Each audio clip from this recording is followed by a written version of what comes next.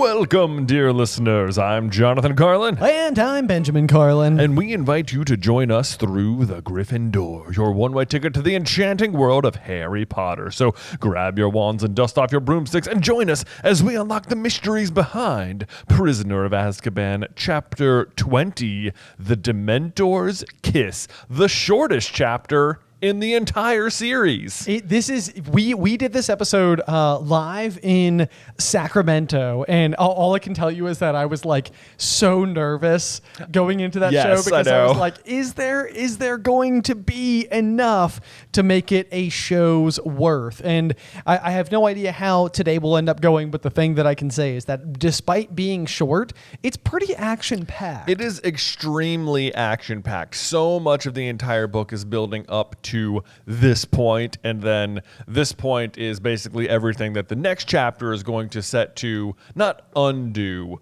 but like relive. Yes, kind of like recontextualize, so to speak. And I've definitely got some notes on that front in terms of how everything works within the wizarding world that I'd like to cover in today's episode. I think there will be some exciting thoughts to explore for this chapter, even if they're just fun thought experiments, if nothing else. So yeah, absolutely. But before we dive on in, we of course need to discuss the chapter art. Yes, we do. Which I personally, I think what we have depicted here is you have Harry, who is getting ready or is attempting to cast sort of like the non-corporeal Patronus. Yes. He is surrounded by Dementors, and there is someone laying on the ground next to him. There is, and there's a lot. There's so much happening in this tiny little picture. For one, Harry's wand is so long. This looks like the move in the films he makes when he takes the sword of Gryffindor to stab the basilisk. Yeah, like it is a tremendously, like he is holding a saber. A saber, but yeah, it's a very long wand. But perhaps even more importantly than his wand is that he is also wearing a cape. Yes. Why is he wearing a cape? Don't know. Because he's the hero, Jay. Because he's the hero. I know. Love the cape. And then on the ground, you can see somebody lying next to him, as you said, and it is so hard to get a good look at their face. They're wearing a striped shirt, and inside of the chapter, he's like rushing over to fight the Dementors off of Sirius. That's of course like the iconic scene in the movie. Yes. Yeah. But the striped shirt certainly like would align with anybody's sort of like clip art version of like, Prisoner. Guy who broke out of prison. Yes. It looks to me more like Hermione. I agree. I think when you kind of get like, if you try and like look really closely at the face, it does look more like Hermione, though. Who is also in the scene. Yes, who in the book chapter is present at the scene and does collapse right next to Harry as well. Yes. So it feels like it would make more sense to be Sirius, but like to me, it's actually Hermione in the picture. I know. Yeah, it's kind of a silly one. So that one's sort of just a little bit like open to interpretation. Yes. And then of course the other iconic detail of this particular chapter art is all of the hooded figures in the backdrop that are all of the Dementors, just sort of like creating a wall of Dementors. And it is like this particular chapter art inspired a theory while we were on tour. And then also we've already actually made it on Super Carlin Brothers here. Yes, which is death, like from the tale of the three brothers, crafter of the Deathly Hallows, a Dementor. Yes, almost like Dementor number 1. Like Chief Dementor. Yes, exactly. Yeah. Because I think when it kind of comes down to it, like when you imagine like a Grim Reaper like character, you sort of always get this like sort of skeletal like black cloaked figure. Yeah. And at the very least, we know that the Dementors are depicted as being, like black cloaked figures, but more of like with this like scaly, scabby sort of like skin texture. Yeah. They don't have eyes. They don't really see things. It's kind of strange. It seems like at times there are like moments where it seems like people are going and having discussions with the Dementors, and it's like, how does that all? How's that working? What are they saying? Do they go home after a long day's work to their Dementor kid? Certainly not. Yeah, it doesn't feel like it. They're just, the way they're depicted here looks very Grim Reaper-y. Yes. Like how you typically imagine death. And then like when you think about it, like Death has got, like, he gives Ignotus the cloak of invisibility. Yes. So like Death has an invisibility cloak, and like one of the things about Dementors is that they are invisible to Muggles. Like, they have an invisibility power. They do have an invisibility. Yes, you have that parallel. So you almost wonder if, like, what made them visible to wizards is almost because Chief Death Eater, Chief Death himself, the first Dementor, gave away his cloak of invisibility. Could be that. And that is why the wizards can see them. Yeah, could be that for sure. But then you also feels like Death's a lot more cunning than your average Dementor. You know, can make all these objects and stuff. Yes. And it's sort of like, well, like what would make Death, like what would if he started as a Dementor, like what makes him better? And you'd think, like, well, if he's Death, he's probably got like tons and tons and tons of victims. But like, victims of the Dementors are people whose soul they consume, and like in Harry Potter, your soul is basically like your personality. Yeah. I mean, for all intents, I mean, it's not your life source, but for all intents and purposes, it's all that matters. Right. Like you can still be alive, just like not have any personality afterwards. You're basically just like a husk of a person. So like the theory would go that Death himself is like the oldest and most successful Dementor, and has consumed so many souls that it has given him actual personality. He's like evolved into a new being, in a sense. But still has like the invisibility-ness about him. Well, maybe not anymore because he gave it to Ignotus. Possibly so. Yep. There's that, and then. The other big thing is the fact that, like, Death is out there and he feels cheated out of the lives of these three brothers because they've created the bridge, and so it's almost like he wants to and almost manufacture circumstances to ultimately collect or attempt to collect 2 out of 3 of their lives or souls. Yeah, so it's like Death is collecting souls too. The difference is that, like, where a Dementor can only get your soul but like leaves you alive, it seems like Death also kills you. Death also seems to kill you. Which just still seems like more powerful Dementor. More powerful Dementor. Yeah. So with all of that in mind, we won't give away too much too early, but I think that there is something to keep this idea in the back of your head as we progress through this chapter, because I think that there is a possibility that Death himself is present. Yes. Is present. Yes, so, indeed. So keep that in the back of your mind. Just keep that theory in the back of your mind, because that was a really fun one. I was just like, no, wait a minute. Wait, just 1 second. But so anyway, before we get to any of that, we've got everyone is still in the Shrieking Shack. Snape has been knocked out. He's sort of floating along there. There's everyone's sort of like tied up together, and they're trying to get back out to the grounds so they can turn in Pettigrew and clear Sirius's name. Yep. Random little thing. So we say, Harry never been part of a stranger group, because they're all like, configured in such a weird way. It says Pettigrew and Ron were next, looking like entrants in a 6-legged race. For what it's worth, they would actually be more like in a 4-legged race, I think, right? Oh, yeah. For not that it really matters or anything. There are 6 legs total in play, but if you have 2 people in a 3-legged race, you have 4 legs, and it's still called a 3-legged race, right? Yes. Okay. I was trying. I have read this exact same line so many times, and I've been like trying to determine as to whether or not I'm stuck on it. Because if normally the like at field day at school or whatever, you would do a 3-legged race. Yeah. Where you would tie 2 people's like middle legs together. Yeah. That they then have to stride at the same time, but then they each have 1 independent leg of their own, meaning 2 people make a 3-legged race. Yes. But if you have 3 people tied side by side, it doesn't work quite the same as doubling, because you have an independent leg, a shared leg, a shared leg, and an independent leg. Yeah. You're right. It's a 4-legged race. It's a 4-legged race. It's just a clean error. No math budget. No, none whatsoever. Nope. That's okay. This is just wrong. I also learned another Harry Potter term the other day. It's called a flint. A flint. Oh, yes. A flint. So this is a sort of a flint, if you will. It's a sort of flint. Sort of flint. I'll let you explain, because you discovered this thing, but okay. I have found several of these. So okay. Yes, yeah. Go so ahead. We've actually discussed them plenty of times on the pod before, but we now have a name for them. Yes. Within the world of Harry Potter, basically continuity errors or just like calendar errors are called flints, because once upon a time in Harry's first year, he is introduced to Marcus Flint, the 6th-year captain of the Slytherin Quidditch team. But by Harry's 3rd year, this book, Marcus Flint is still the captain, and he should have graduated by that point. He's just a super senior. Just a super senior. So it's just a complete error in printing, and it's one of those things that's so easy to like fix in later editions. Yes. Where it's just sort of like, oh, actually, he's a 5th year when Harry meets him. Not a problem. So give me clarification, because I now I want to know if I actually am using the term correctly. So because a lot of times if there is a sentence in the story that has been rewritten throughout the years, like the audiobook is always basing it off the original copy because they just recorded the original script. Yeah. And so that always sort of lives on because they're obviously not going back and like re-recording the audiobook. Yes. But this is a recent printing of the story. So every time something has changed, I'm always like, hey, wait a second, that's different.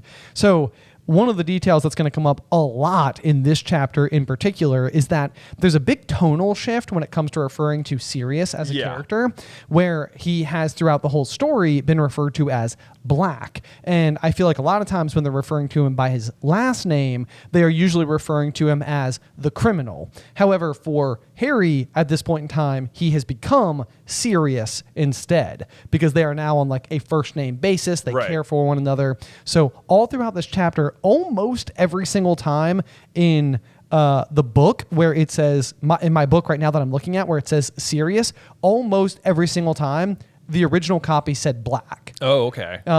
So I'll bring up a couple of them as we go and be like, oh, nope, see? That is super interesting. It is a good like tonal shift for Harry. I don't think that qualifies as a Flint because it's not really an inaccuracy. It's just sort of like an updated viewpoint sort of thing. Yeah, it's like, okay, this one is like actually like, it's like, it plays better. Yeah. So someone came in and it was sort of like in like The Social Network when Justin Timberlake's character is like, drop the. Drop the. It's like, oh yeah, you're right. It does sound better when Harry refers to as his beloved godfather as Sirius and not by Black. Black. Yeah. The criminal Sirius Black.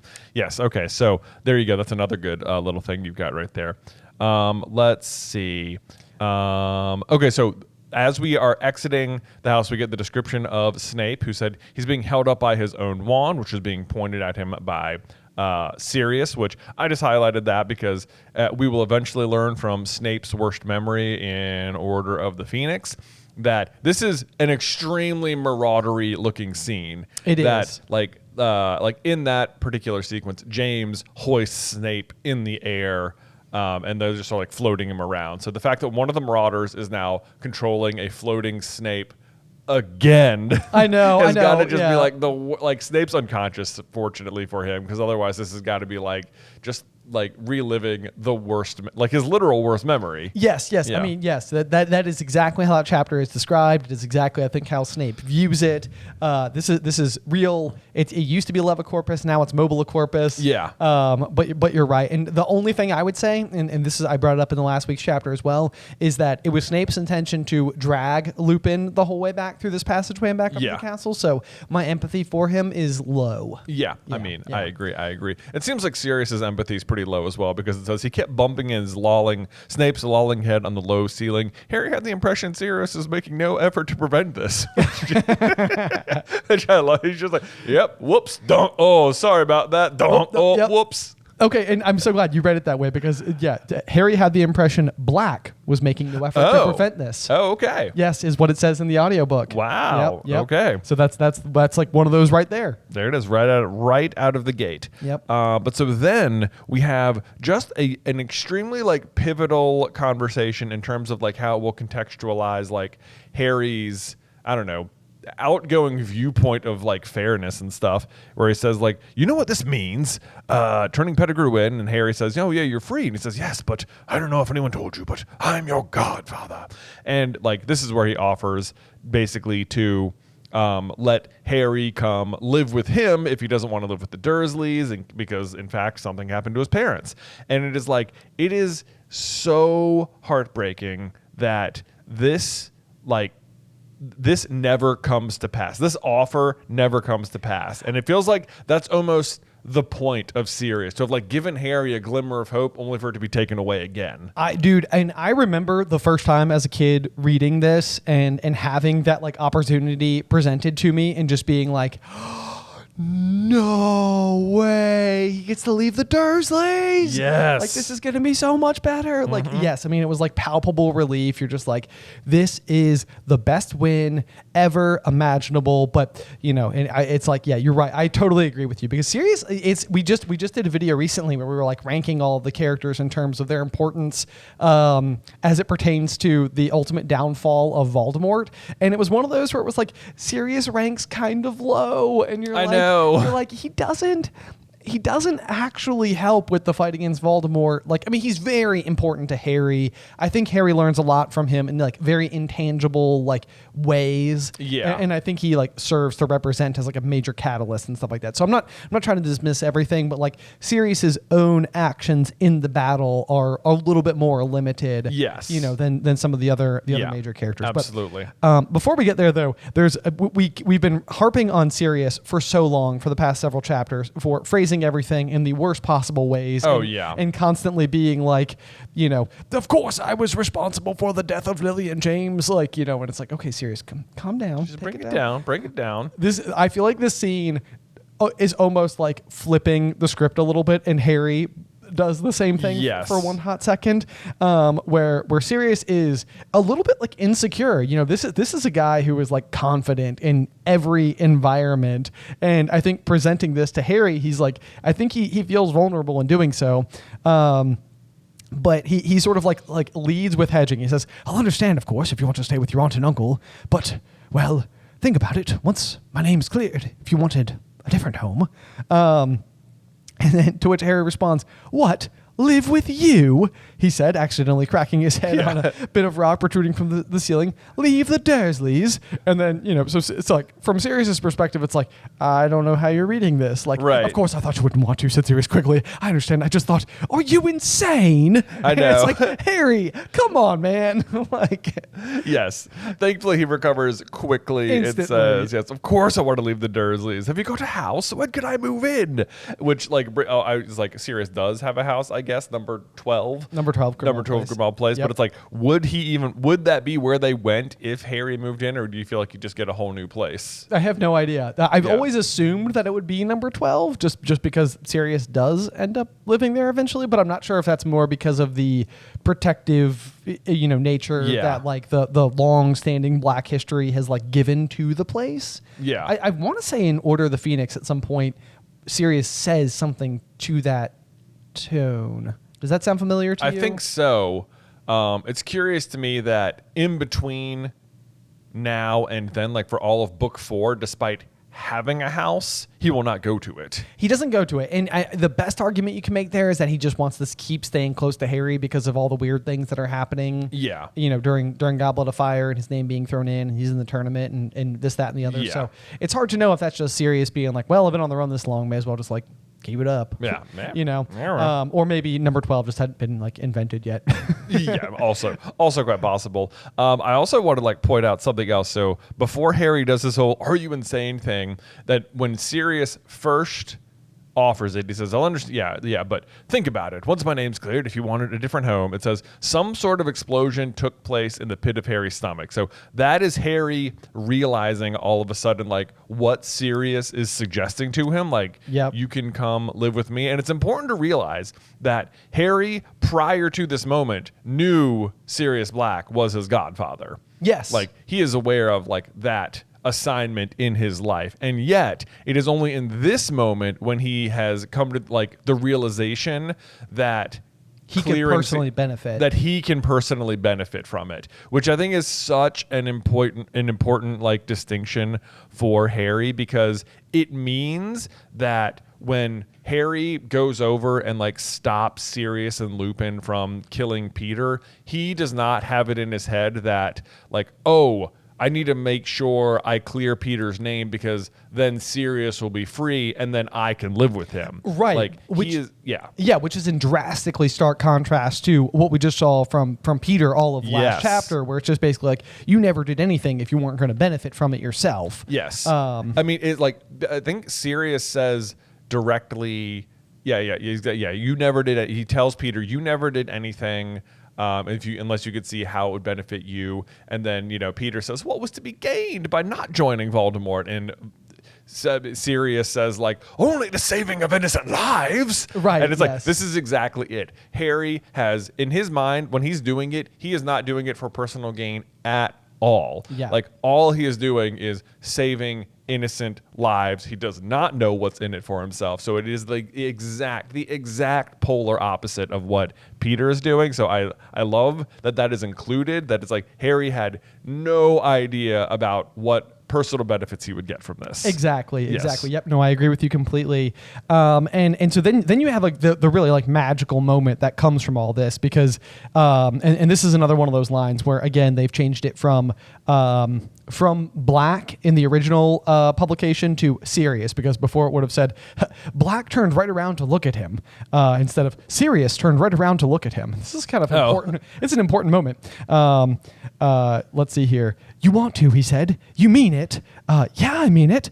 Sirius's gaunt face broke into the first true smile Harry had seen upon it. The difference it made was startling, as though a person 10 years younger was shining through the starved mask. For a moment, he was recognizable as the man who had laughed at Harry's parents' wedding. That is so important. That is so important. Because, like, the monumental detail that was so vital to Sirius being able to survive inside of Azkaban for all that time is because he knew he was innocent, but that wasn't a happy thought. Yes. This is the first time he is recognizable as the man who laughed at Harry's parents' wedding. This is Sirius having an extremely happy thought. The first happy thought he's maybe had in over a decade. Yes. So bear that in mind as we trudge forward through this tunnel. Yes. Bam.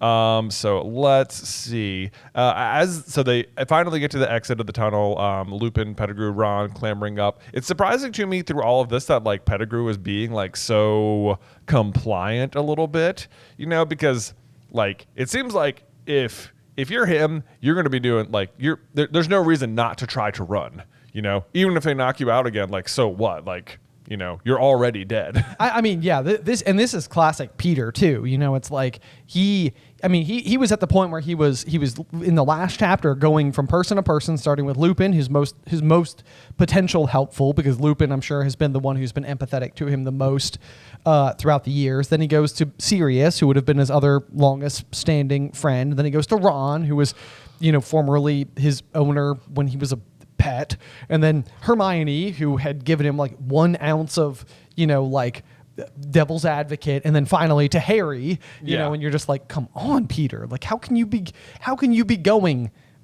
like literally falling down the ladder of potential people who could help you in such an obvious fashion? And so, you know, for Peter in this case, I mean, we know that the only thing he really truly cares about is his own skin. Yeah. And so it's like you've got to imagine here, he's on a one-way ticket to Dementor Town. Yeah. Like anything goes. Anything goes. You know, you try anything. And of course they've strapped him to the 2 worst people. Oh, I know. Really, they really have. Like I admire Ron for wanting to be attached to this person. He's taken it personally, but like, you know, if you've got this like person who is very capable, who's killed 12 people with 1 spell before, right? And like, he might not have a wand at the moment, but still, like Ron has a broken leg. Ron has a broken leg, and Lupin is about to be a liability of his own. I guess they're not accounting for that. Which is surprising. It is surprising. I keep coming back to that with Lupin. Yeah, because they have brought it up a couple of times. Yes, they have. So obviously it's about to become a huge problem for them. But I love that, like, Harry is now, his mind is buzzing. He's about to leave the Dursleys, or so he thinks. And it's like, it must feel like such an enormous relief. He's imagining like, what would happen when he told the Dursleys he was going to live with the convict they'd seen on television, which I bet would be hilarious. Yep. And then we get the line from Lupin, who's like, "One wrong move, Peter." And they're silently tramping their way up the grounds. Castle lights slowly growing larger, like, we're almost there. We're gonna do it. Snape is still drifting weirdly. You know, there's that. And then finally you get the words, "A cloud shifted. There were suddenly dim shadows on the ground. Their party was bathed in moonlight. Yes, their party was bathed in moonlight. A sentence, Ben, that I have been complaining about for what feels like a month now. I agree. I agree, because this sentence, their party was bathed in moonlight, seems to indicate that you need direct contact with the moonlight, in order to transform. Because whether that cloud is there or not, the full moon is up there. I agree. It does not feel like seeing the moon is necessary for the werewolf effects to take place. It doesn't seem like it should be. The fact that it is up there seems like what matters, but clearly the cloud shifted, and now they're bathed in moonlight, and now is when it is problem, because this is what causes Lupin to transform. Yes. Yep. And it says, Harry could see Lupin's silhouette. He had gone rigid. Then his limbs began to shake. Oh my, Hermione gasped. He didn't take his potion tonight. He's not safe. And so, yeah, again, I think we maybe discussed this in last week's episode, but there's the possibility that what's going on here is that, like, the cadence that you take the Wolfsbane potion seems like it's the week leading up to and possibly during the full moon. So maybe what's going on here is that, like, Lupin was diligent, like 6 out of 7 days, and because he missed one, he's like more protected. But even then, the effects of the Wolfsbane potion sounds like he transforms into a wolf, but he gets to, like, keep his mind. Yeah. And in this case, he's about to transform into a werewolf because of the direct moonlight, and he's definitely not going to keep his mind. Yeah. So there's that. There's that. Yeah. The transformation seems confusing, to say the least. Yes. But either way, he's turned into a full-fledged werewolf now. He didn't take enough potion, but, like, you're right, because earlier in the book, Snape brings him one, and he drinks it, and he's like, "Thank you, Severus. I should probably have another one tomorrow." Right. And it's like, okay. So it's like one night isn't enough. Right. Yes. Yeah. It's definitely not enough. Yeah. But whatever. Sirius very bravely tells everyone to run, jumps in front, transforms back into the dog. It is, like, almost unbelievable that nobody gets bitten by Lupin during all of this. It is pretty unbelievable, and there's a few things that don't totally add up. I mean, not the least of which, because you've got as Lupin is transforming, he's still actively tethered to Peter and Ron. Yes. So it's like he's basically got fresh meat right there. Yeah, like attached to him. And one of those people he hates pretty bad. He does. At the moment. Yes. So if any of that is making its way into his werewolf brain, it's like, yeah, him. The other person he hates a lot, Snape, is also completely incapacitated, and all we've been getting for the past several pages is just that his head is sort of like lolling weirdly in front of his... Oh my gosh, I know. Like, werewolves, like, hunt people, and, like, Snape, one of Lupin's mortal enemies, or at least Snape would consider Lupin one of his mortal enemies, right, is floating there like a balloon. Just a giant buffet of greasy food. Yes. And he does not get bitten, and I cannot believe it. Yep. Nor does Peter, nor does Ron, despite being tied to a werewolf. Like, it is unbelievable no one gets bitten in this scenario. I know. But it feels like I would have thrown a real, like, Ron getting bitten would have been so interesting. It would have because been. then do you feel like they would have done, like, their own little marauder thing? Would Harry and Hermione have become animals too? Dude, a kid can dream. A kid can dream. There is nothing I want more than Animagus, Ron, Harry, and Hermione. Oh, or I know. at the very least, in this case, Harry and Hermione. Yeah. Yes. It would be so much fun. It'd be so much fun. Yeah. But alas, none of that happens because Sirius jumps in, tackles Lupin, is about to lose his fight with Lupin pretty bad.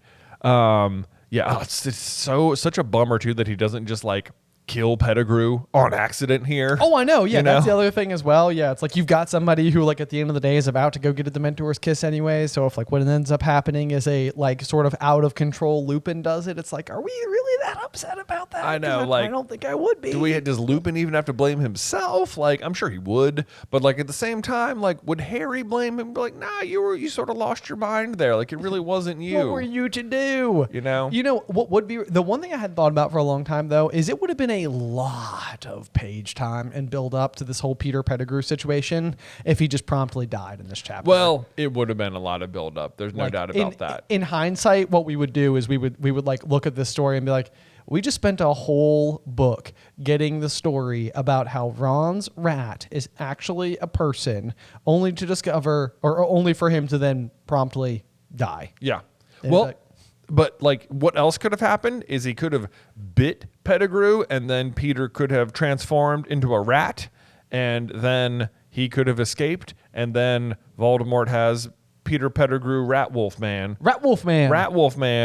like just other werewolf, because the fact that werewolves exist and that Lupin can turn into a werewolf and the threat of being bitten is present in the books. Like no one is going to be bitten for the entirety of the books. Fenrir will bite Bill in human form. Yep. So that will still not really do much. He will kill Lavender Brown. Yep. So there's that. And he'll find Harry, Ron, and Hermione as a snatcher, but not in werewolf form. Yep. So they're not going to have to fight any more werewolves for the rest of the time. Lupin, never going to transform again. It's never a problem. Never a problem again. Yeah. Like, there's no, like, for the fact that Lupin is a werewolf doesn't end up doing much except for this one breakout right here. I guess it also is the reason the Shrieking Shack, like so much of the whole story is set in motion because of Lupin being a werewolf. True. But like him being a werewolf doesn't do a ton for the rest of the story. But yeah, it's crazy that no one gets bitten, I think. It is. Yeah. It is. However, that being said, well, I guess technically somebody does get pretty badly damaged, and we brought this up again in last week's episode, I think.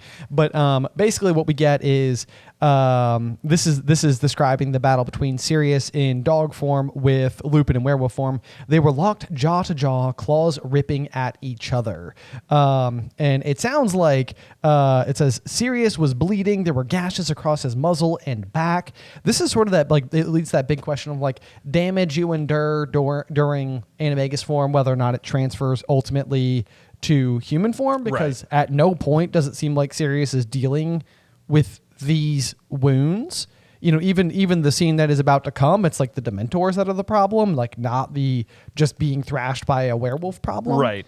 What I also think is interesting is that apparently back in the day, Sirius, like James must have been doing a fair bit of heavy lifting towards keeping Lupin like in his mindfulness, because otherwise, like we were just told that the reason that they became animagus is because in animagus form, they were able to control Lupin. But here in animagus form, he's not able to by himself. Right. He's not even able to remotely get him to calm down. It's not just that, but it's not even, you know, as far as Lupin the werewolf is concerned, like who has otherwise lost his mind, you know, it's not like he can rationalize between who is who and stuff. So like as far as that werewolf is concerned, two of the people are there.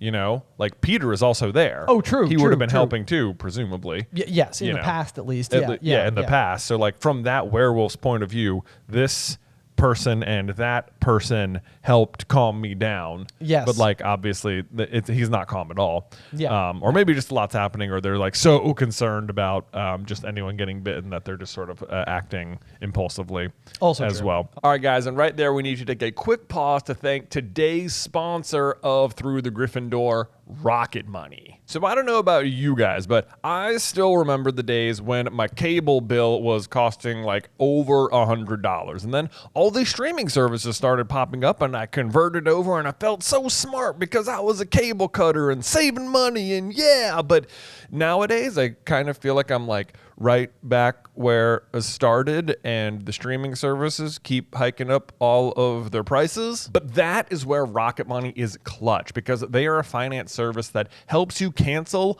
unwanted subscriptions and stop paying for things that you're not even using anymore. But it's more than that. They help monitor your spending so you can lower your bills and start growing your savings. And thank goodness for this service, because when it popped up, it showed me subscriptions I'd completely forgotten about signing up for, like Daily Journal app. Why is that a service? Why am I still paying for it? I'm certainly not doing it. I did it for like a week, you know, like every other journal time. If it it sounds like it's going to be good for your mental health, and it feels good for like a week, and then you stop doing it. But thank you, Rocket Money. And I think they'll help you too, because Rocket Money has over 5 million users and have saved over $500 million in canceled subscriptions, and saved the average person $740 a year in savings. So stop wasting money on things you don't use. Cancel those subscriptions today. Go to rocketmoney.com/Griffin. One more time, that is rocketmoney.com/Griffin. But then, Ben,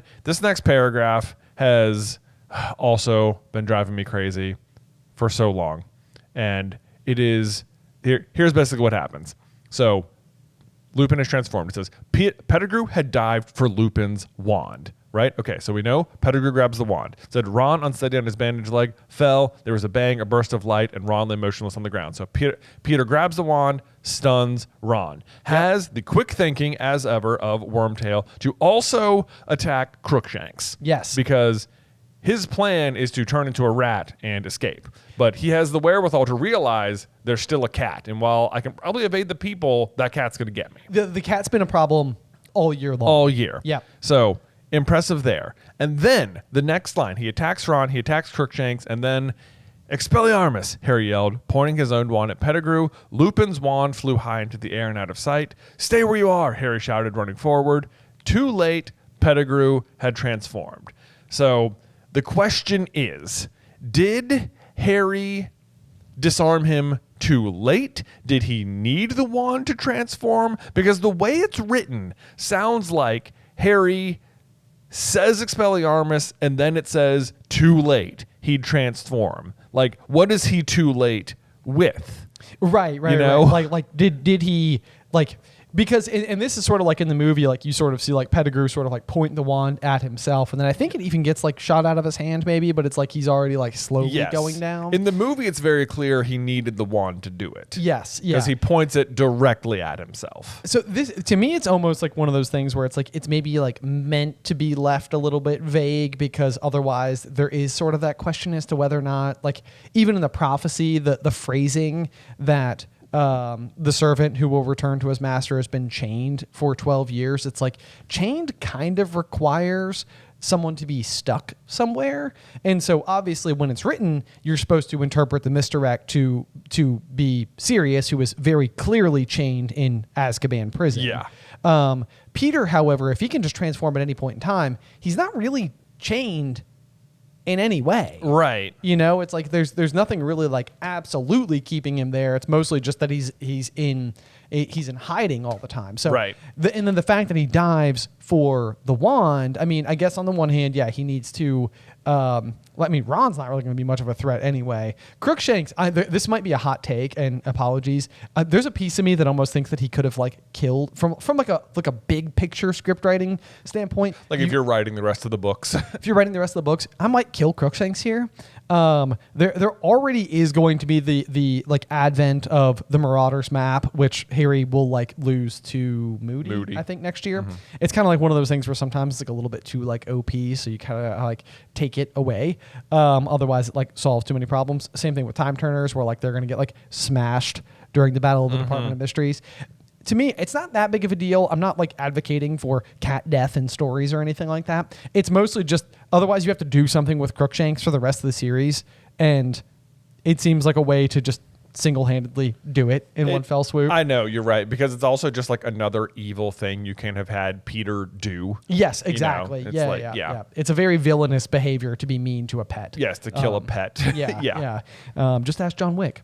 Yeah, right. Sorry. But so anyway, I agree with you there. So it's like, yeah, he's doing a lot of things here. I'm inclined to believe that Peter can't do it without the wand. I kind of feel like it's written that way too, because like it's the words too late. It's like it says, Harry, stay where you are, Harry shouted, running forward. Too late. He transformed. Like, what if Harry had said that earlier, he wouldn't have transformed, you know? Yeah. Like it's the combination of disarming and then getting there too late that makes it sound like you really. Now, I have seen the theory about this exact situation, because like if you just read about Animagus in general, you don't need the wand. It's just at will. Okay. Obviously, Sirius can do it. Yeah, we know that Sirius can do it because when he's in prison, there's no way in the world they're letting him live in Azkaban prison with his wand. Right. It is possible that Peter is capable of going back and forth at will as well, but in this unique scenario, he specifically needs the wand because of whatever spell they use to force him out of the transformation.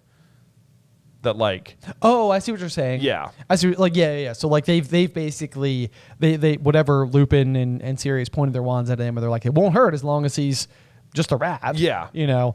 I suppose there's a point to that. Like maybe it's almost like a safety switch that got turned on. It's like he had to like turn it off or something. Right. Yeah. Like they like forced him into like staying in human form. Right. Yeah. Right. Yeah. Whereas and then he needs the wand to like undo that. So that like that's a possibility as well. But like. I think you're right. Like to me, at whatever the situation, whether he normally can do it, whether he was under some sort of extra protection, I think in this moment he needed the wand to transform. Yeah, is what it looks like to me. That's what it looks like. If you disagree, let us know. But like I have gone back and forth on it a million times. Well, I don't think anybody out there is going to have any difficulty whatsoever coming to the conclusion that Peter sucks. I know. And so it's like, I love the world where Sirius is just better at magic than Peter. Know. Like, I know it's not like a sticking point in any way. Yeah, nobody. This is not stirrups on brooms. It's like, not. It's not stirrups on brooms. Yeah. It's just like I just don't know how to interpret it correctly. I know, because canon information says you don't need it, and the way it's written really makes it seem like he needed it. I agree with you. This is an unrelated question that I just have to ask. Do you think after Peter is given his silver hand that when he transforms, if he ever did into rat form again, that the little rat would have a silver hand too? Oh. Yes, I do think so. Yeah, I do too. Yeah, I think he'd have a silver hand. Kind of give him away. Yeah, and we like clink, clink, clink, clink, clink. Yeah, it's actually not very helpful. Yeah. But to that end, he'll never do that. He'll never do that. In the same way, Lupin will never be a werewolf again. Like, we will never see Peter as a rat again. He tells Voldemort, he's like, oh, you know I have a way with rats. And it sounds like he has been a rat again.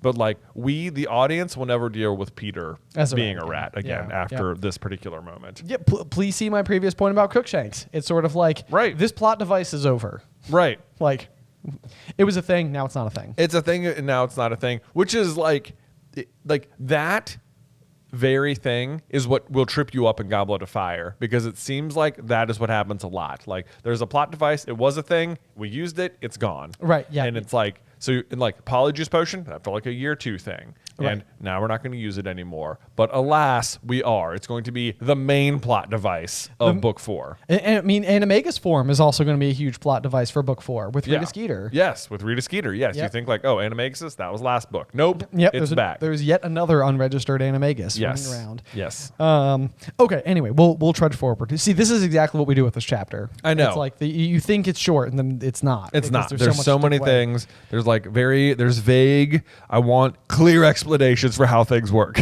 I know. Yeah. So anyway, Sirius has basically lost the fight with Lupin or whatever, but Harry calls out to him, Sirius, Pettigrew transformed! And this acts like a stimulant, for Sirius, who scrambles up again and tries to go hunt down Peter in the dark. Yes. Meanwhile, I love this line too. Harry and Hermione dashed over to Ron. So I like this line because like friendship is like a huge theme in this particular book. Yes. And like the like Sirius saying, he would have died for his friends or whatever. So like Harry and Hermione are like sort of at a crossroads. Like, do they help Sirius try and run Peter down or whatever, or do they go check out Ron first? And they both go over to Ron first. And I love that for both of them. Yes. I totally agree. It's also not totally clear what spell Peter cast on him. No, it's not. Yeah, and so Hermione asked, what did he do to him? Ron's eyes were only half closed. His mouth hung open. He was definitely alive. They could hear him breathing, but he didn't seem to recognize them. So this is always sort of like given me just like a very, very mild like obliviate. Yeah, like he didn't seem to recognize them. It's like was he just stunned? Was he like obliviated in some way? Yeah, I guess they haven't really learned stunning spells yet. So maybe it's just stupefied and they just don't recognize it. Yeah, like Peter can just do it like non-verbally. I wouldn't hate that. Yeah. Stupefy seems like all things being equal kind of like low tier ability, which even just sort of feels like it would be right in Peter's wheelhouse. It does. Plus Lockhart's move last book was Obliviate, and it's just like the same thing. Also, Ron doesn't end up losing his memory long term at all. Yeah, so I think it's just a stunning spell. But again, I cannot believe he didn't kill Crookshanks, or honestly, for that matter, like Ron. Like, yes, I know. Yeah. I mean, and probably on some level, again, this speaks to just the way that Peter's mind does work rather quickly. Like, he's in a bind and he manages to effectively disarm the two characters present who could have done something to probably slow him down. Yeah. So I mean, it is effective if nothing else. Let's see here. It does say Harry looked around. Black and Lupin both gone. They had no one but Snape for company, still hanging unconscious in midair, missing everything. Very unfortunately, because he's going to come to very soon. Very soon indeed. There is a tiny little it's a theory that was presented to us by a fan while we were on tour that I will bring up at some point because I think it's a little bit interesting. I think it gets disproved, but just important to keep in mind the fact that the two people who are left there are Snape and Ron in particular. Snape still currently unconscious. Okay. We'll continue forward. There you go. Let's see here. But then from beyond the range of their vision, they heard a yelping, a whining, a dog in pain. Sirius, Harry muttered, staring into the darkness. He had a moment's indecision, but there was nothing they could do for Ron at the moment, and by the sound of it, Black was in trouble. Yes. Sirius was in trouble. Yes, Sirius was in trouble. Oh, does it say Sirius? It says Sirius. Oh, okay. Yes, yeah. That time it says Sirius. Back to Sirius again. Let's see here. So then this is the point where basically they set off on a run. The yelping seemed to be coming from near the lake. They pelted towards it. Harry was running flat out, and he felt cold without realizing what it must mean. Right, which is, of course, the Dementors arriving. Yes. The yelping stopped abruptly. As they reached the lake shore, they saw why. Sirius had turned back into a man. He was crouched on all fours, his hands over his head. Right. So the turn back into a man part, I circled that because I was like, to what end? Like how is being a man better than being a dog in this situation? Like the Dementors, they can't feel the dog as much. They, it seems like easier to hide, faster to move. Like, why turn back? And my answer is kind of what we've been getting at is like that he's so injured as the dog that he needs to turn back into the man because his injuries as the dog are bad. Yes, yeah. And I would agree with that completely, especially just because it sounds like the noise that they're hearing is like that sort of like whining, yelping, dog in pain. So it seems like whatever Sirius is like dog form, if you can almost imagine it as like a totem or something of yourself, it's almost like you can project it forward to take some damage for you. And then once it's worn out, you have to sort of step in and you're now like unshielded. Right. Which nothing is ever described it that way. There's no canon. There's no canon like that. And obviously Scabrous is missing a finger because Peter is missing a finger. Yeah. So it seems like your human form can dictate your animal form. Right. But maybe not the other way. Maybe not the other way. Because otherwise, I just don't know why he would turn back into a man here. Yeah. But what I think is interesting is that what we get from Sirius is he's moaning. It says, "No," he moaned. "No, please." And I think that this is kind of fascinating, and this is going to kind of go back to the point that Jay and I were establishing earlier on in the chapter, because Sirius has spent 12 years imprisoned by the Dementors, right? And so it's like he is feeling the effects of the Dementors now. He's feeling them the way that Harry has been feeling them all year. Yeah. The question is, why? Why? Not only why, but how did they suddenly find him? Because the Dementors have been at Hogwarts all year. They have. And Sirius has been in the woods the whole year. Yes. What suddenly made them descend upon Sirius? How did they find him in this moment? The answer we've already talked about. Yes. Yeah. Basically, what we believe it comes down to is exactly that moment where you get that line, Sirius's gaunt face broke into the first true smile Harry had seen upon it. The difference it made was startling, as though a person 10 years younger were shining through the starved mask. For a moment, he was recognizable as the man who had laughed at Harry's parents' wedding. Yes. So what happens is Sirius asks Harry if he wants to come live with him. Harry says yes, and Sirius is so happy that it summons the Dementors. He basically becomes a beacon Yes. of happiness. And again, it goes back to that sentiment that he explains as to why the Dementors couldn't affect him while he was staying there for so long. He's like, I knew I was innocent. It wasn't a happy thought. Like, you know, but it is something. It allows him to keep his sanity. Yes. Now Sirius is happy. Now there is something they can take from him. Yes. And I also think this harkens back to the Quidditch match as well. Yes. Because like they say that like, oh, the Dementors are stationed around the school. There's nothing happening there. Like, but like they're still surprised that they came to the Quidditch match. And the explanation is that there must have been so many happy people or whatever that, or there must have been so many, like people, they saw it as like a buffet. Like a buffet, yeah. Yeah.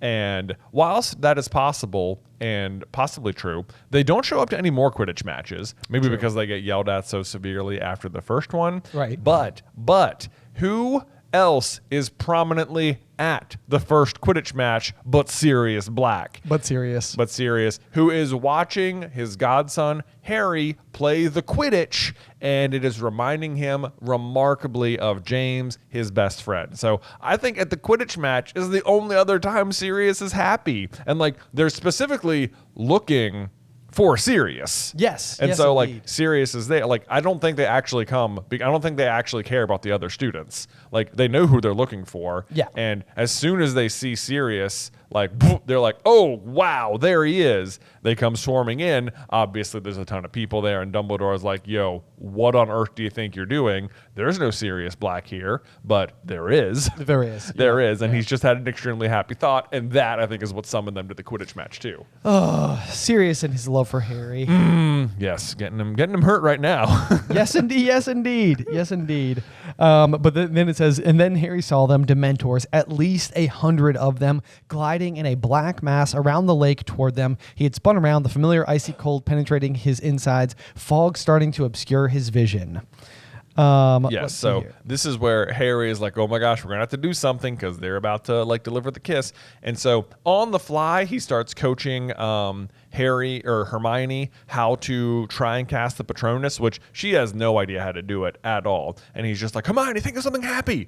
And this again, Harry's instincts coming over or like taking over, where he just sort of like knows what to do in the moment. Because like Hermione does not have a plan in this moment, and Harry does, and he's like trying to teach other people. He's trying to do the spell, and honestly, the thought he lands on is, "I'm going to live with my godfather. I'm leaving the Dursleys." And I am frankly astonished that this does not successfully create a Patronus for him. I agree with you completely. Like the only thing I can think in this situation is that he is just so overwhelmed by the sheer numbers around him, because this news is some of the like singular best news that Harry has had his whole life. Yes. So it, in like a couple of chapters, we're going to read a line where Harry is reflecting on the fact that Peter escaped, and he's like feeling bad, and it's talking about the reasons Harry's like mood is down or whatever, but it's like the main thing he's upset about is returning to the Dursleys. Yes. Like yes. He has heard the prophecy that Peter's going to return to Voldemort, that Voldemort's going to come back. Like, and he knows it's playing out. But what he's actually upset about is living with the Dursleys. So, like, to him, that's worse. Yes, which is just unbelievable. Come on, Vernon and Petunia and Dudley. Guys. Goodness gracious. It shouldn't be that bad to live there. I also think that there's, like, a really just kind of interesting sentiment that we can make about Dementors in general, sort of with that. Hermione, think of something happy. This could be brought up at any point in the series, but we know that the intention, the underlying function of Dementors is supposed to be a visual representation of depression. And what I think is so fascinating about it is that they feed on your happy feelings, and the way to combat them is by thinking of something happy. And it's like, this almost, in a way, is depression in a nutshell. Like, depression is like a weird roommate that gets to go and live inside of your brain that like takes all of your happy thoughts and shreds them. And one of the best things that you can do on any given day to combat your own depression is positive thinking, positive affirmation, positive self-talk. Yeah. So it's like, it's reminding yourself of the good things in your life, which is also the force needed to create the Patronus. So it's interesting because the thing they feed on is also the thing that is used to defeat them. Right. And that is how depression works. There you go. In a very simplistic capacity. There you go. Anyway, Yep. just a PSA for mental health. Yep. On that note, so Harry, or Hermione collapses next to him because she is unable to do the Patronus spell, and which is interesting too because Harry has been the one collapsing all year, and this is the first time Hermione will collapse. Yes. I mean, there are 100 Dementors here, but you'd think that'd make it just that much worse for Harry. So maybe his happy thoughts are like keeping him standing a little bit more. Plus, he's been practicing against the Boggart, so like maybe he just has like more experience. But I'm always curious that Hermione collapses when Harry doesn't here. But then he also has his next happy thought, which is that Sirius is innocent, which I just think it's worth pointing out, like that for Harry, the fact that Sirius is innocent is a super happy thought.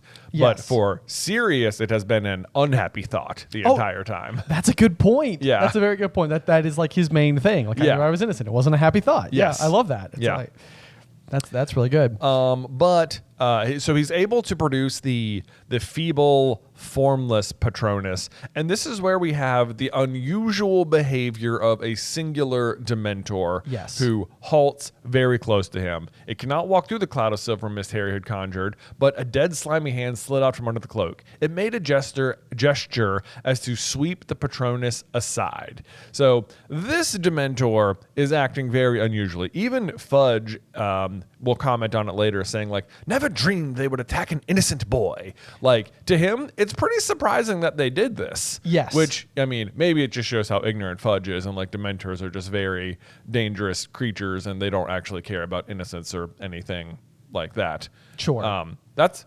possible. However, this Dementor is the only one that does it. Yes. That acts unusually. And like the fact that it's able to like push the Patronus aside, even in its mist form, it seems pretty unusual to me because it shouldn't be able to do anything to it. It feels like a particularly like OP Dementor out of everybody else. Like almost maybe like it's a little bit more powerful. And I agree with you. Like the other thing too is that like the Dementors guard and reside within Azkaban prison all the time. They are there all day, every day. That is the eternal punishment that the prisoners who have to reside there are destined to deal with.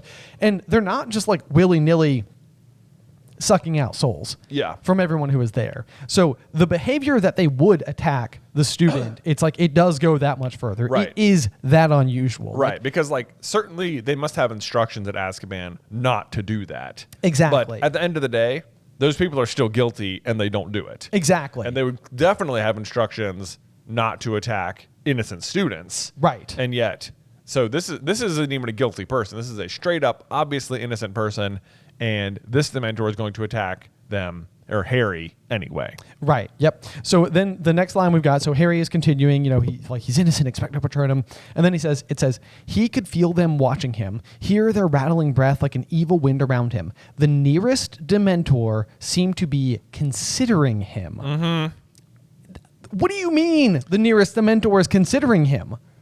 What does that mean? What does that mean? It doesn't seem like this is the type of thing for Dementors to do. Yeah, they don't have eyes. They have for one-track minds. And then it says, then it raised both its rotting hands and lowered its hood. Where there should have been eyes, there were only thin gray scabbed skin that stretched blankly over empty sockets. But there was a mouth, a gaping shapeless hole, sucking the air with the sound of a death rattle. Ugh, creepy.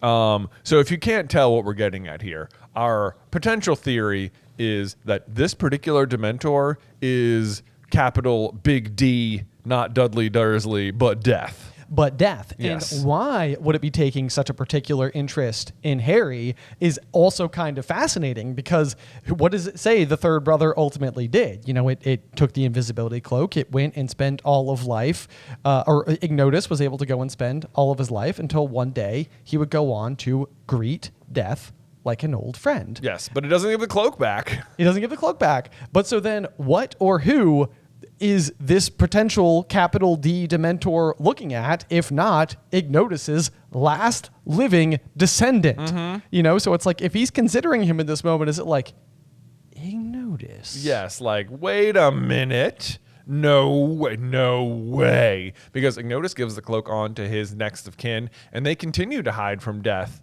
for, you know, generations later. So it is possible that death is noticing Harry is the last of the Peverils and is about to attack this kid, because to him, this is like getting the last laugh. Yes. Like, it's like, oh, innocent boy, doesn't matter. He's not that innocent. He cheated me. This family line cheated me a long time ago. And there's been so. Now, also, sub theory is that perhaps what is unusual about Harry is that he has two souls. There is, of course, that as well. And so if at any point in time, you know, Voldemort had been wanted and the Dementors were sort of like given, like, you know, the blacklist, so to speak, of potential people to track down, it's like, hey, wait a second, Voldemort, could it be? Yes. Yeah, you're right. Like, it is possible that they are seeing Harry and not like, look at, this is the consideration. They're like, innocent person, very not innocent person. Yes, indeed, yeah. So and maybe this Dementor is about to attack Harry and defeat the Dark Lord. Yes, I mean, and I think we've even made the video before, once upon a time. Could a Dementor destroy a Horcrux? Like, if it had absorbed the Horcrux into itself, the Voldemort Horcrux in this particular case, would that be the destruction of the Horcrux? And I think the answer to that question is yes. Yeah, I think so. Absolutely. Sorry, I'm yawning right there. That's okay. Not a boring thought. That's okay. That's okay. Okay, so anyway, a paralyzing terror filled Harry so that he couldn't move or speak. His Patronus flickered and died. White fog was blinding him. He had to fight Expecto Patronum. He couldn't see, and in the distance he heard a familiar screaming, Expecto Patronum! He groped in the mist for Sirius and found his arm. They were going to take him. They weren't going to take him, but a pair of strong, clammy hands suddenly attached themselves around Harry's neck. They were forcing his face upward. He could feel its breath. It was going to get rid of him first. Goodness gracious. It's just awful. It is awful. Also, I just want to point out that, like, in the movies, I am not, like, they do that thing where, like, the Dementors are, like, sucking on their face. Kind of vacuum cleaner. Kind of vacuum cleanering their face, like, from afar. But that is not what happens when they get the kiss. Like, they keep doing that to Sirius until, like, eventually his soul just sort of, like, decides, like, oh, that was enough suction. Guess I'll float out of Sirius's mouth now. Yeah. And it's a nice visual for the audience to be able to see the soul floating there. But earlier in this very book, Lupin describes it much differently, where he says that the Dementors clamp onto your face and suck out your soul through your mouth. Much more visceral. Much more visceral. Yeah. So I just want to say, I feel like the movies did not get it right. I feel bad for anybody who was trying to listen to this episode as they, like, gently drift off to sleep and just had to hear us say, clamp their jaws onto your face. Yeah, that's right. Good visuals. Anyway, good night. Good night to that person. Good night. Hope you enjoyed that. Yeah. Let's see here. But this is the moment through the fog that was drowning him. He thought he saw a silvery light growing brighter and brighter. He felt himself fall forward onto the grass. Harry opened his eyes. The Dementor must have released him. The blinding light was illuminating the grass around him. The screaming had stopped and the cold was ebbing away. Yes. So basically, this is of course Harry witnessing the Patronus in real time. Right. This is Time Turner shenanigans from across the lake. Future Harry is across the lake. He is the one casting the Patronus, aka prongs. Yes. Let's see, but Harry still cannot make out what the animal is. You can see it galloping. He knows it has hooves. He says it was as bright as a unicorn, which I just wanted to point out. This is my other theory in this video. Yes, I know. Yeah, there's so many in this one. There's so many in this one, which is he mistakes it for a unicorn. Like, could a unicorn fight off a Dementor? Should it have been like one-on-one? Could they repel them as well. They feel like opposites to me. They do, because like unicorns are described as being extremely pure creatures, and like to the centaurs, like the act of killing one is like an act against nature, almost. And not for nothing, but if death was a Dementor, unicorn blood stops what? Death. So there you go. But like, I think the obvious problem, if a unicorn could fight off a Dementor, is just having access to a unicorn. Like how often you're like, oh crap, you know, oh man, can you remember Magnolia Crescent and Wisteria Walk? Oh yeah, that is the location that the Dementors will attack. Yes, Harry and Dudley at some point in time. It's like, if only I'd kept my unicorn with me. If only we could bust that out right now. I wouldn't even have to use magic. No problem. This but is you why can't everybody do that, should have a pocket unicorn. Exactly. Pocket unicorns. I've been saying it for years. Never leave the house without one. Exactly.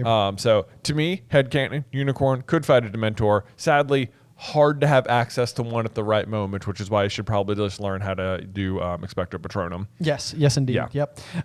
Let's see here. And it does also say, Harry watched it canter to a halt as it reached the opposite shore. For a moment, Harry saw by its brightness somebody welcoming it back, raising his hand to pat it. Someone who looked strangely familiar, but it couldn't be. And at that point in time, Harry finally can't handle it anymore, and he just falls forward and faints. Yes. And so this is, of course, like that moment where you, the reader, going through the story for the first time, cannot help but be like, is James there? I know. Like, because, I mean, at this point in time, you've largely been led to believe that Peter has been dead, that Sirius has been in prison, you know, for like all of this time. And now, all of a sudden, you've got potentially like all four Marauders back on the Hogwarts ground at the same time together. It's yes. Like, what could possibly explain how this could be the case? Or what is the world where there's a sitcom that involves Sirius's house living with his best friend James and his son Harry, and they all just have a good time together. Hearty laughs. Hearty laughs all around. More like barking laughs. Barking laughs indeed. Yes, but I mean, it's like you desperately, I know that I desperately wanted it to be James. You know, it's like, could it be? How could it be? Because it would just be so great. For Harry, all of a sudden his dad's back. I know, but then it's like, where you been, Pops? Yeah, I know. Right, yeah. Where have you been this whole time, James? You know? Right. That'd be a whole different, like, what if it was James? I know, yeah. Oh, man. Geez. Yeah, that's a wild one. There's a different what if, isn't it? I know, yeah. What if it was James who saved him? For one, the only problem with that is it does undercut Harry's own, you know, great moment as well. Because it does, it's yeah, a it would. huge step forward for Harry as a wizard. This is where we can examine that fan-submitted idea just a little bit. Okay. I don't think it ultimately holds up. However, I do think it's interesting. One of the big things within the wizarding world that we've always done or always interpreted is that the way that time travel works is that everything that has always happened always happened. So like McNair always slams the axe down into the fence post or the pumpkin or whatever it is that he hits instead of Buckbeak. And it's like he does that the first time, he does that the second time. You just don't have all the context to know what's going on. Right. And the question posed by someone who we met on tour was basically like, what if that's not absolutely the case? What if similar things happen, but when you go back in time, it's almost like you can change what the outcomes or like who is involved with each of the outcomes. So maybe McNair does swing the axe and hit Buckbeak on the first pass, and then on the second pass it's like, well, Buckbeak's not there, so he still swings the axe, but this time he just destroys a pumpkin or a fence post or whatever. Right. So the idea here is that the person who's going to go and collect Snape, or is going to go collect Harry, Sirius, and Hermione, is going to be Snape with Ron. Right. And so this fan submitted idea is that in this particular instance, things aren't the same when you time turner, and in this particular instance, it's actually Snape across the way who casts his own Doe Patronus. Right, which then would also like canter and stuff like that. Could also canter. Yeah. And in that way, it's actually like Snape who is the one who is saving them against all odds from the very fate he was attempting to, you know, Yeah. send Sirius towards anyway. Right. And what if Harry's collateral damage? Yeah. So anyway, I thought it was kind of interesting because it's sort of like a different way to interpret the time turneriness of it. However, I feel like in a couple of pages here, Snape is going to tell Fudge that's going to say, what amazes me the most is the behavior of the Dementors. You've really no idea what made them retreat, Snape. Nope, Minister. By the time I'd come around, they were heading back to their positions at the entrances. So it seems unlike Snape to me to not take credit. Especially when all he's doing is taking credit for as much of the heroics here as possible. Especially that, Yeah. yes. And at that point in time, absolutely zero time turner shenanigans would have happened. And Snape seems pretty jazzed about the fact that he's getting an Order of Merlin second or first class. So Right, yeah. So there's that. Plus, Harry seems to recognize the person across the lake as his father, and like James and Sirius or Snape don't look the similar. same. Yeah. It would be weird for him to be like, Dad? And it's like, no, it's me. It's me. Snape. I know. plus, Snape would be arriving on like the wrong side of the lake here. There's also that. There's also that. So Yeah. he would normally otherwise have to be coming from the other side. Yeah. So not a perfect fit, but it's just sort of a fun thought. if Yeah, nothing yeah. else. Fun thought, but I don't think that's how time travel works in the wizarding world. I know, but I mean, it seems like the laws that we have established is exactly as I described it before. Everything that always happened. Yes. Yep. Everything And- that happened. Yep. Yeah. There wasn't a first time because Both even times. the first time, the second thing was already happening. It's all just a perspective shift. Yes. Yeah. Which we're going to be able to dive into in great detail in next week's chapter. Yes, we are. Hermione's Secret. Hermione's Secret. In the meantime, Jay, do you have a review for us? Well, I sure do. Let me pull it up here on my phone for us. Today's review says, you don't know what you're missing. Listen to this podcast. You know you want to. Hey, brother. Absolutely love this podcast. Cleaning my house becomes so much easier to bear now that I have this to look forward to every week. Love that the speed of this allows me to catch all those details I've missed all over the years. The cherry on top is my 1-year-old finds your voices very soothing and likes to watch the YouTube version right along with me. Well, that's amazing. That's amazing. Good that we have some soothing voices over here. Question. What if Harry had gotten caught and kissed by a Dementor? Would it have gotten the Horcrux soul or Harry's soul or both? So we kind of already answered this in today's episode, but I thought it was an appropriate question for today's episode. It is a great question for today's episode. So I think there's almost no way in the world that I can imagine that the piece of Voldemort's soul could be discernible separately from Harry's. Like I don't know exactly how that would work. I don't know how that would work either. I suspect if a Dementor clamped its jaws onto Harry's face, Yeah, as it should. as it should be depicted in the TV show. Actually, I don't know if I want to see that. It's not a matter of whether you want to see it, Ben. It's what happened. This is the horrible reality That's a of good point. Dementors. It's a good point. It's a good point. Okay, yeah, carry on. I can't imagine that it doesn't get both of them. I can't imagine that it doesn't get both of them as well. I do think that it would destroy the Horcrux, and the reason is that it doesn't seem like the population of Dementors seems like it ebbs and flows on the basis of how much despair and depression basically is existing inside of like a given area. So like I feel like in Half-Blood Prince, it's almost like very misty everywhere. Like the weather pattern seems to be changing. Yes. And they're like, they basically explain it by being like the Dementors, they're breeding like crazy. But I also, that makes me think that like if happiness were to be on the rise, that those Dementors would like almost like cease to be as well. Dementors are what are called amortal beings. Also, before I continue, I just want to say that review was submitted by Pepperoni and Cheese, so thank you for that review. Ayo, thanks pepperoni and cheese, the way that I eat pizza. Yes, Dementors are amortal beings, not immortal. Amortal. Yes. Meaning that they are not truly alive, so they can't really die, but they also don't give like birth. Like they said breeding, but that's sort of the wrong word. They're kind of like poltergeists. They're sort of like manifested by the amount of like depression in the area. So when they say breeding, it just means they're causing a lot of depression because of their own effects. And the more depression there is, the more they're able to just sort of like into existence. Yes. So it's not like they are a living thing upon which the soul could continue to live in, and it's not like they'd be they would become the Horcrux or something. Not like every Dementor who is delivered a kiss has suddenly become a Horcrux for that person. Exactly. Yeah. So the big thought in my mind is basically like if it could take the piece of Voldemort's soul from Harry and then whatever environmental circumstances exist that cause that particular Dementor to cease to be, then so would the piece of soul inside. And then in the meantime, it doesn't really feel like that soul is like inside of like a proper container either. And so it just sort of seems like the container, I guess the container really hasn't been destroyed, but there really isn't a container either, if that makes sense. Yeah. So to me, it almost feels like whatever ethereal force that souls normally through natural death ascend to is almost like once it is removed is also where it goes. Right. I mean, yeah, I agree with you. Like, I don't think it seems hard to argue that like they would absorb the soul and then as long as that Dementor hadn't like dissipated, like you could get it back or something.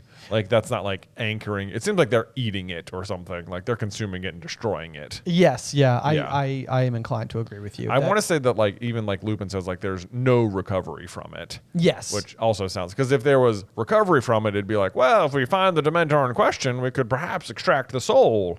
It almost makes me a little sad that at no point in time they don't like look at like the Locket Horcrux as like a Scooby snack for a Dementor. Yeah. You know, like sort of like throw it out and be like, what would you do with that? What would you do with that? It's like when you see that, what do you think? That would be such a unique way to destroy one. Do you think a Dementor could suck the soul out of a Horcrux, like an object Horcrux? I don't know. I mean, it certainly doesn't have like a jaw to doesn't have like a mouth. Yeah, like to clamp itself onto. Yeah, I'm kind of think they couldn't. I'm thinking no. Yeah, like they could for Harry because he's like a person. Yeah, or maybe even for Nagini, I suppose. Possibly for Nagini. It's also kind of like one of those columns where it's like, while not everything that is capable of destroying a Horcrux is a good thing, i.e., like basilisk venom or fiend fire. It also, I don't want to give them the utility of being capable of destroying something so horrific. Right. So it's like, I think in my mind, it's almost like I'm like resisting even allowing that to be something that you could put like in their like plus column. Right. You know, like there is a feature of a Dementor. They technically can destroy Horcruxes. So that would be like my yeah. It's like I have like a moral objection to that scenario. To them being useful. Yes. Right. Whereas like but not so much that like the basilisk thing is useful. That is like destructive in the to quote like a Name of the Wind capacity. It's almost like it's destructive in a broken glass kind of way. It's only dangerous if you interact with it. Right. Whereas I think depression is dangerous regardless. Yeah. That's true. So that's true. That would be my particular take on that particular situation. Okay. Yeah. Awesome. Yeah. All right. So Dementor would have gotten both souls. Horcrux destroyed. Yes. Voldemort's that much closer to death, although honestly without Harry he's probably going to be okay. Yeah. So there you go.